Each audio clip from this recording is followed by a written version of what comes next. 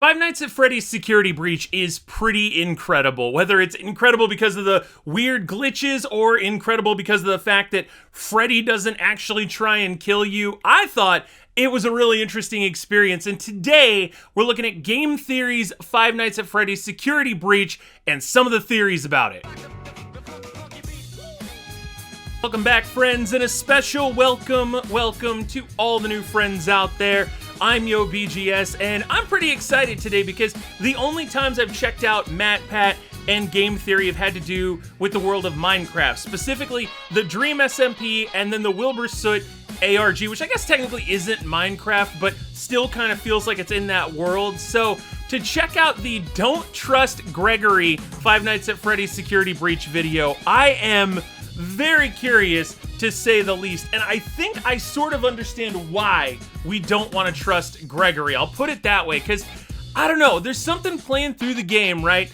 You see Gregory, he kind of reminds me of that kid from the movie Polar Express, you know? Like, he doesn't do anything, everything just kind of happens around him in a lot of instances. So I'm interested to see how somebody smarter than me and more eloquent than me is going to put this into words. By the way, if you like what I'm doing, if you dig content like this, please make sure to check and see if you are subscribed. Got some big plans for the New Year's, and if you subscribe, it helps me know that you want to see more of that stuff. So here we go.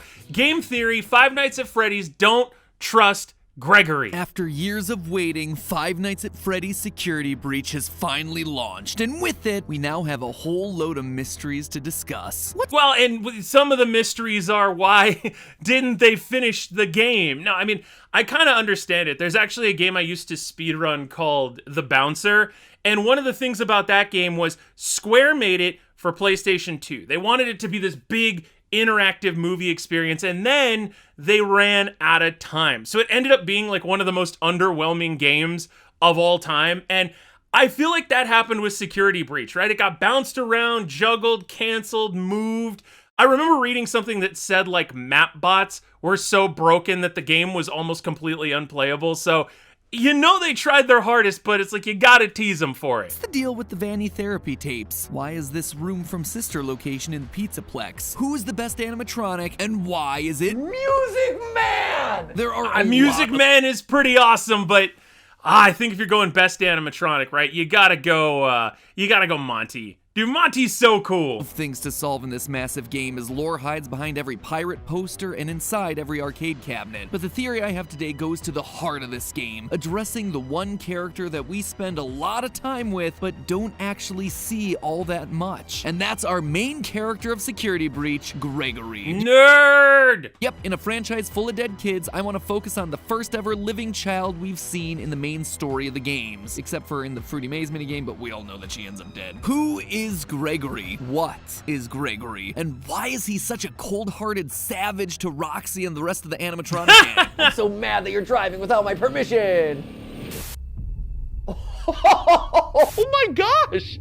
Gregory is brutal. Yeah, can we talk about how perfectly you would have to execute that move to just knock her eyes out and nothing else? My friends, the answers to those questions will Dude, I'm pumped. recontextualize everything that you thought you knew about this series. So let's begin. I'm legit excited. Whoa, that's bright. I'm legit excited because the first couple times that I've watched MatPat's videos, I feel like I've gone in already having my own interpretation of things, right? But Security Breach is one of those things, I just love it as an experience, so anything could be possible.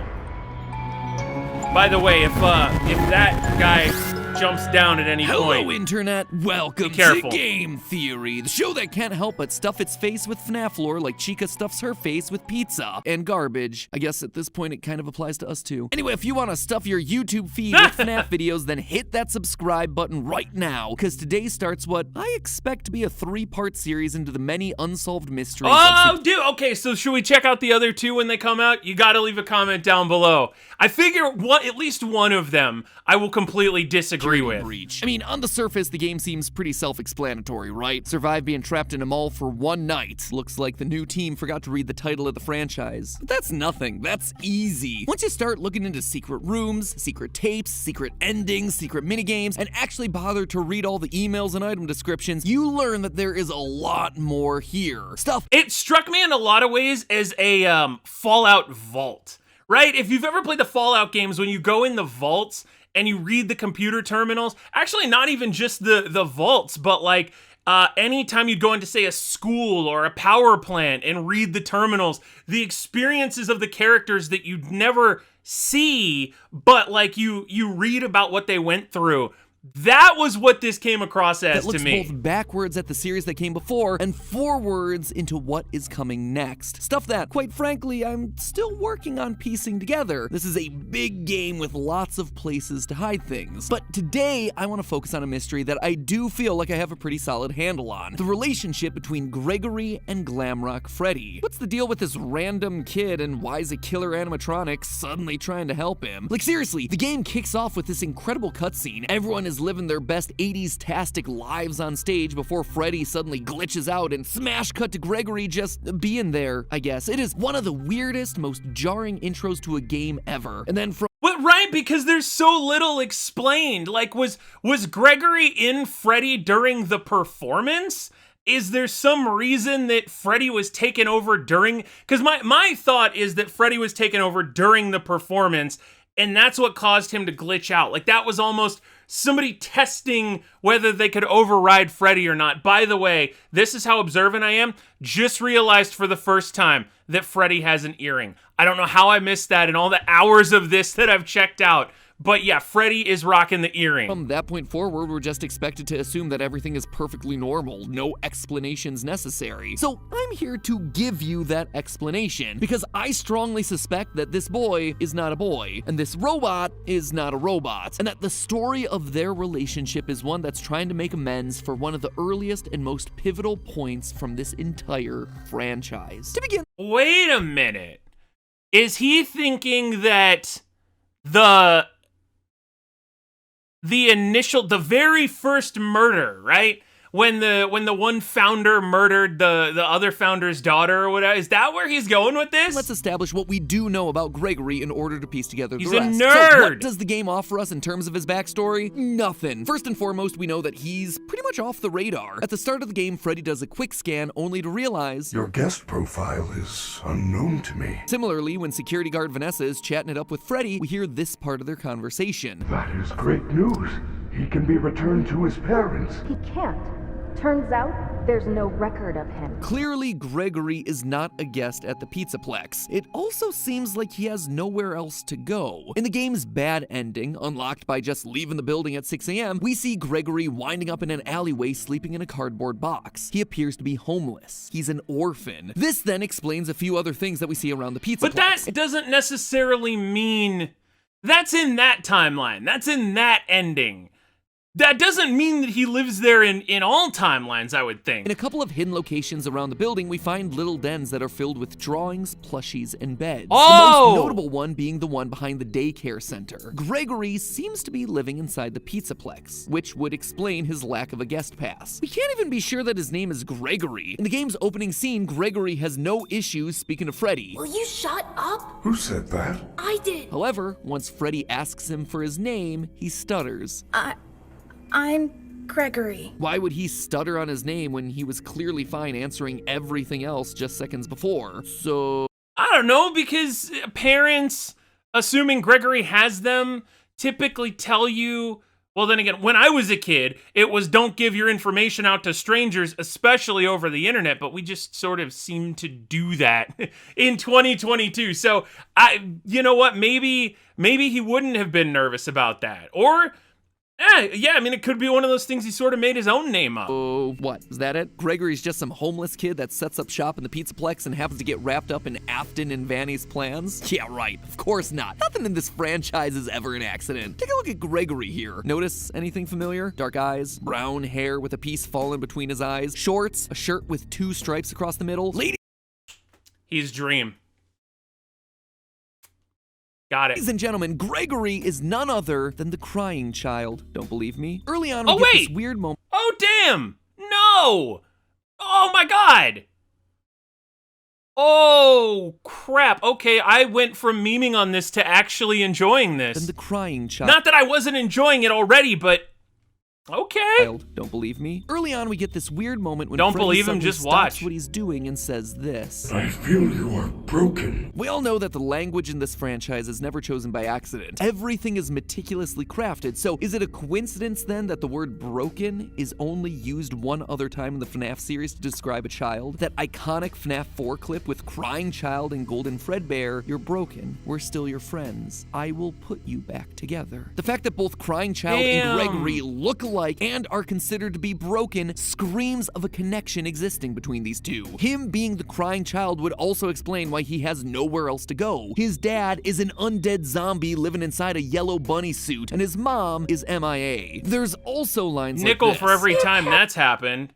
I'd have two. Yeah, you get the joke by now. Parents want you to follow me. Your family is looking for you. Let me take you to your parents. On one hand, this just sounds like Chica spouting out some generic security protocol. On the other hand, if indeed Gregory is the crying child, Chica's lines here take on a whole new meaning, because she is quite literally bringing him to his family. His father living in the basement, William Afton. But obviously there's one big problem. It's these moments where, like, you just have to think about it for a second. Like, I'm pausing not even really to react or say anything wacky or memeable. I'm just sort of like, yeah, no, that checks out. And I love that they're seeing something that I've been talking about in some of the stuff that I've been watching, like, with my friends, you know, not even for videos or anything. But, yeah, everything exists for a reason in all of this. But then why would... I'm still more interested in the room from,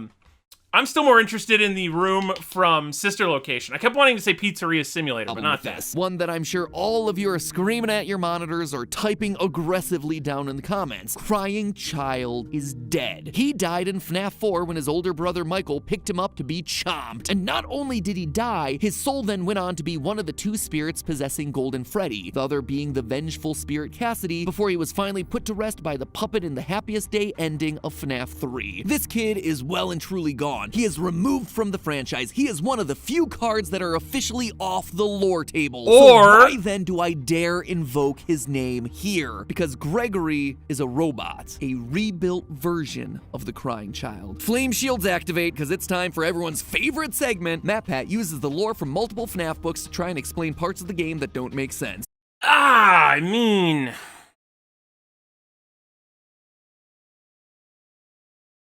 Possibly? But then, okay, but if Gregory was a robot, why would Freddy feel the need to explain everything to him?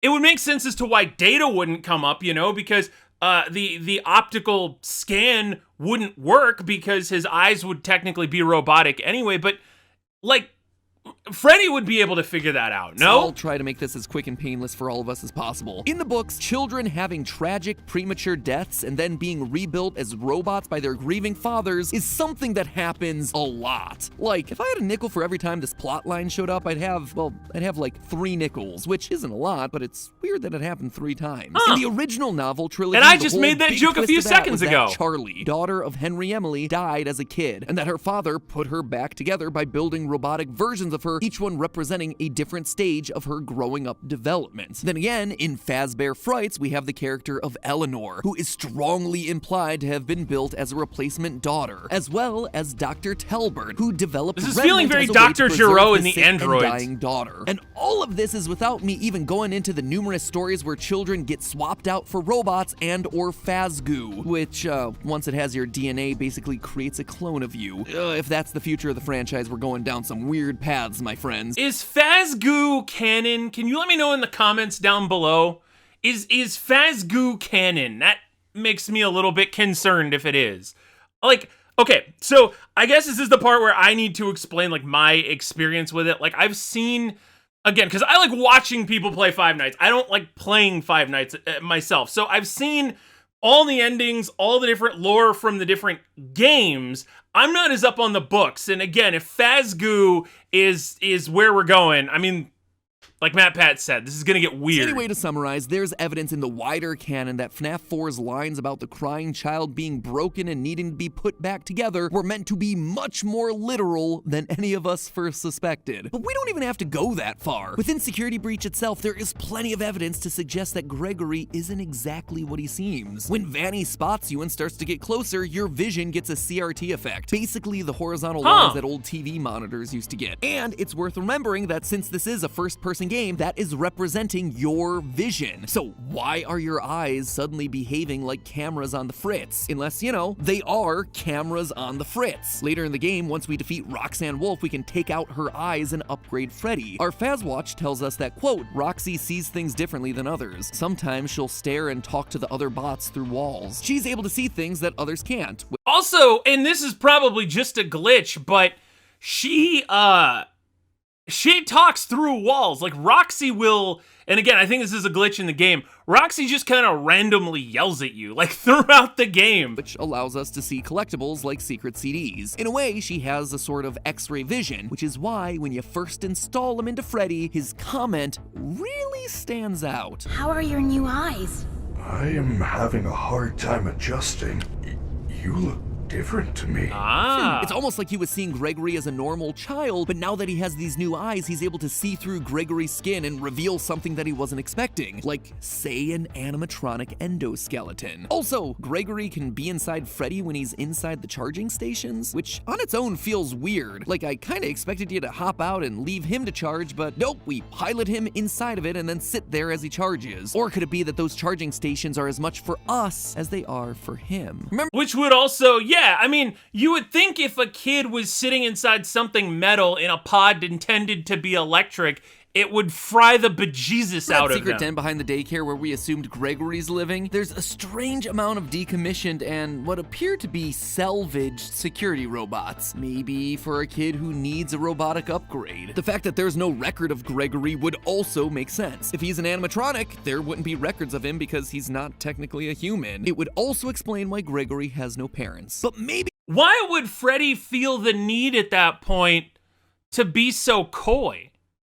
That's the only thing I can think of. If the data's not found, because Freddy, well, but then again, I guess this is where the game theory is going. If Freddy's not technically a robot, then he could be stupid. I know it's a weird thing to say, but it's like Freddy seems like he's a little bit dumb in some instances, which would lead to his more human qualities, whereas Gregory kind of seems smart in places he shouldn't be, which is partly being a robot. The biggest point of evidence comes from the very beginning of the game, where during the opening cutscene we see Freddy glitch out. This sets him on a course of being good for the rest of the game. But what causes that glitch to happen in the first place? Well, by going frame by frame, we can see that there's a security threat on the loose, and it looks to be a small child. What? It's Gregory. It has to be. Gregory is the threat here, a robot that poses a threat to Freddy's programming. But why? How? What would make sense about that? Well, to understand that connection, it's time to put a pin in Gregory and turn our attention over to Freddy. If you unlock the game's final secret ending, you end up going below the Pizzaplex, only to discover a former Freddy Fazbear location, Freddy Fazbear's Pizza Place. If that name doesn't mean anything to you, it shouldn't really. Most of the restaurants in the series go unnamed. But while the name might not mean anything, the layout should be a familiar one. One large rectangular stage with lights on the trim and big speakers on either side, and a smaller semicircle stage right next to it. It's from FNAF 6, Pizzeria Simulator. Notice the stools that are placed right in front.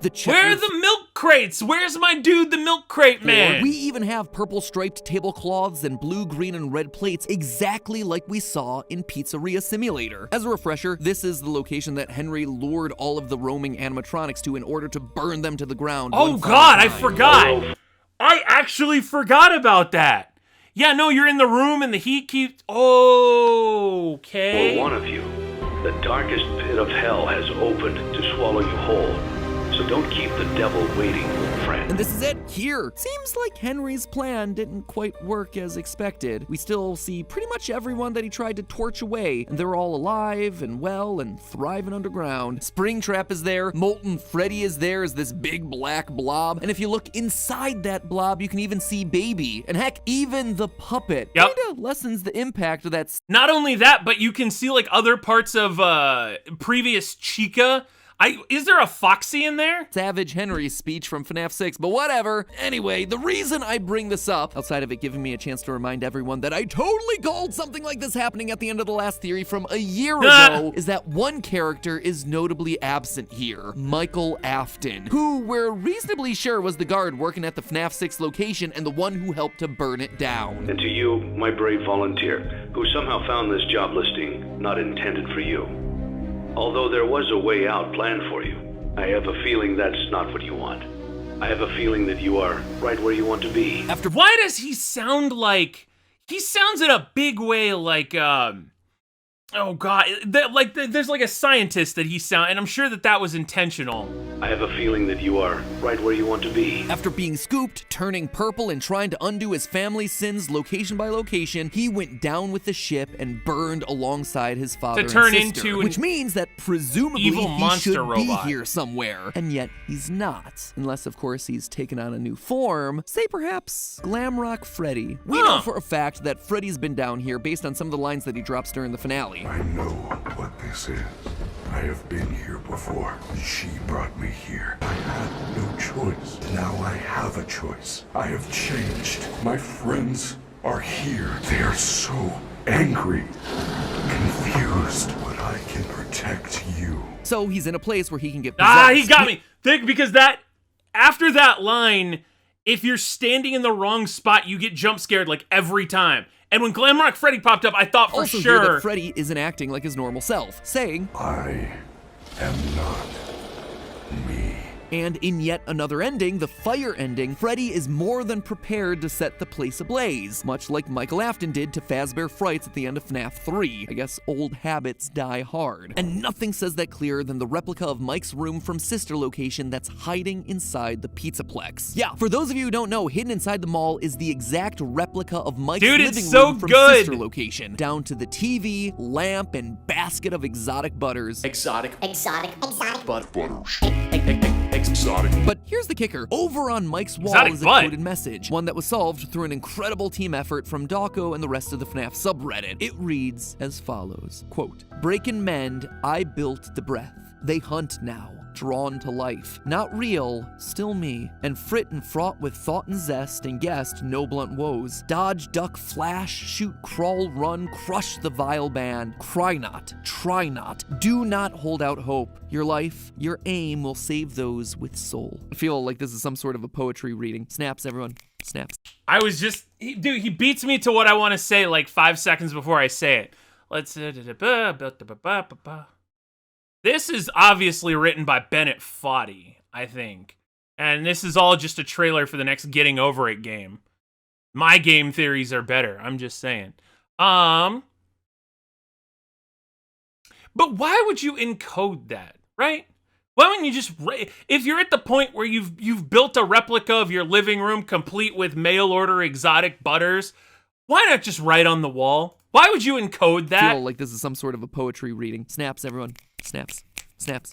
Yeah, man, cue the bongos. All right, basically, this is just a bunch of fancy talk, all relating to Mike's personal journey. The first line is all about breaking and repairing things, and in doing that, creating new life. In other words, Ennard and Baby. The rest is all about his commitment to try and stop the evil animatronics and try to save any of them with a soul left in their bodies. Now, does the presence of this room and poem necessarily mean that Mike is Freddy? No, but I do think it's telling that we're reminded of Mike's commitment to save everyone inside of a room that you're required to find alone in the dark, i.e. without Glamrock Freddy hovering over your shoulders. Heck, during the finale, we even get this line from Glamrock Freddy. My friends are here.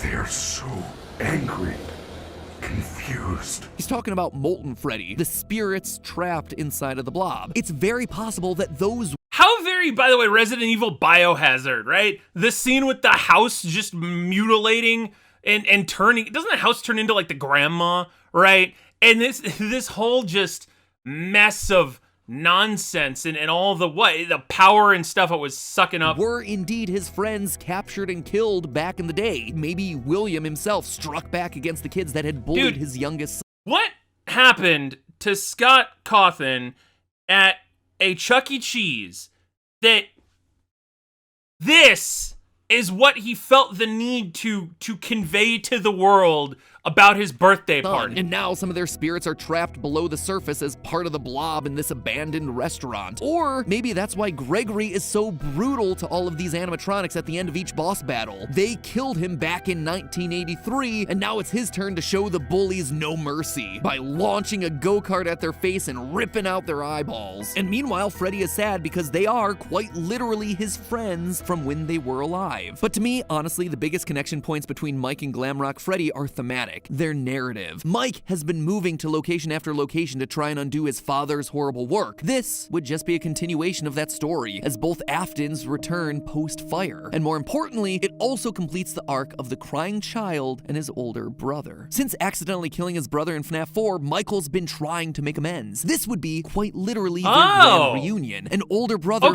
see, and again, because, smoothest of brains here, I was sitting here thinking about, I didn't realize the crying child's brother was Mike, which doesn't that then mean that Mike is one of the kids of the Five Nights at Freddy's developers? I have a whiteboard back here. I'm gonna start able using to protect it soon. and defend his younger sibling in a way that he failed to earlier in their lives. This is also why Freddy's programming would glitch out after he encounters Gregory in the opening cutscene. The soul of Mike, buried deep in Freddy's code, comes through upon sensing his brother again. It hotwires the system. But again, if Gregory is living at the pizza, why? Like, if Gregory is living there, how is this the first time Freddy has encountered him? Or is the thinking that Freddy encountered him in the past, but Mike didn't figure that? Like, why would this be the first time this has happened? And why would everything still be killing stuff in the Pizza Palace? So that Michael Afton, in the body of Freddy, can defend his kid brother. And the Afton story doesn't stop there either. In part of the Pizzaplex, we find a family dinner scene made up of decommissioned staff robots. A father, a mother that kind of looks like Ballora, a daughter with rosy cheeks and orange pigtails, a son, and one with its head missing. The child whose head was bitten off in 1983. This is very clearly the Afton family. There is no doubt about that. The story continues in this game. In fact, I expect that's why the Save Vanny ending here is so important. If you manage to find and complete all the Princess Quest arcade cabinets hidden throughout the Pizzaplex, you get an ending where we are able to save Vanny from the control of Glitch Trap. This is something that we predicted would be possible literally a year ago in a theory. Somehow, again, I've seen this ending and I somehow... Do you ever have this happen where you see something, literally a clue in a puzzle, and you take it and you just go the absolute wrong direction? That's not what I thought happened there. I bring this up not to pat myself on the back, but rather to call out the final moment of this ending, where we see Gregory, Freddy, and Vanny all sitting together on a hill. Literally saw this exact thing, and my brain just went, that must be his mom, and his mom must just like decorative bear-themed pottery.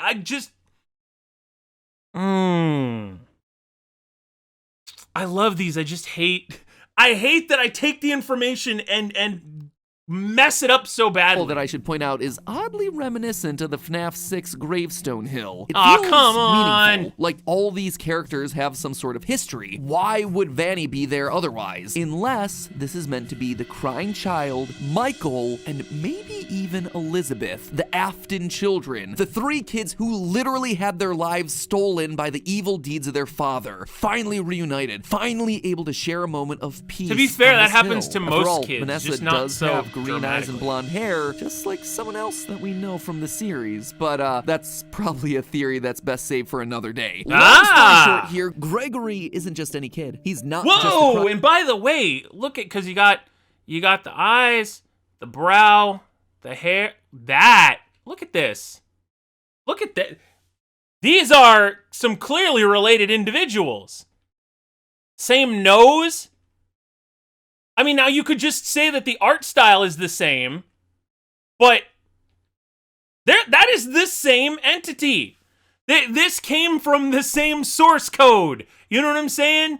And nowhere has it been more obvious to me than to be able to toggle back and forth here. Crying Child either. He's the rebuilt version of the Crying Child, an animatronic designed to fill the void left by the death Which of is also sort of interesting too, because there's that whole subplot when he takes out Roxy about the robot not having a head, which would ring particularly true to Robo Greg. youngest son, literally put back together piece by piece. And Mike, meanwhile, is also back, glammed out this time, continuing to make amends for his past by reuniting with the brother that he accidentally killed as a kid and protecting him in a way that he never could before. Yeah, accidentally Which on then purpose. leaves us with a question: who's Vanny? How does she fit into all this? Why does she fit into all this? And why does Robot Gregory glitch out each and every time she gets close? That, my theorists, will have to wait for the next episode, because this episode's running long and honestly I need more time to think through the answers. So in the meantime, theorists, remember, hit that subscribe button so you don't miss how all these clues do fit what he together. said. You're not going to want to miss Check that that next subscribe episode, button. mostly because, you know, if you do, the FNAF lore will no longer make any sense to you whatsoever. Plus, hitting the subscribe button's free, and let's be honest, at this point, you owe it to yourself to see how it all plays out. But for now, remember, it's all just a theory. A game theory. Thanks for watching.